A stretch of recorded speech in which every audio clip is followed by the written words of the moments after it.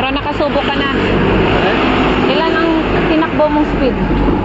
Ano pa lang, hindi ko pa siya napalagpas ng 110. Smooth pa rin. Pero syempre, NLEX. Doon mo lang naman maano yan pag expressway. Pero overall na ano mo? Okay naman. Okay. Wala problema. Yun lang leak. Syempre, nag-worry ako. Sabi mo sa akin, baka mamaya hindi ko pa check.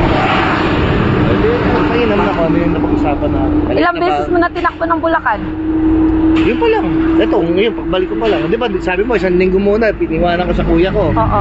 Diyan muna sa Tansa, nasa Bulacan kami.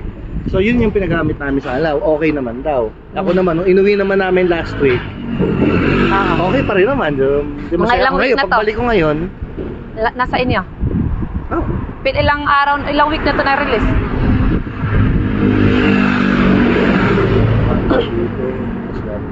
Three weeks? 2 weeks. 2 weeks? Okay naman, yun lang, nakita ko nga ng gano'n. May konting pataka ako doon. Konti lang. Konti lang naman. Baka sa oil pan lang yun. Oo.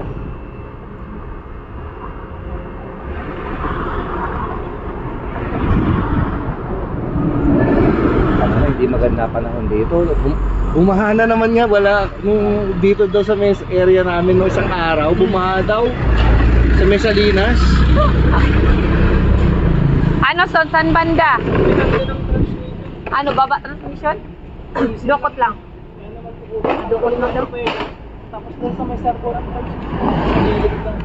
siguro oil, ano yun? Bakit tayo nagpapaulan?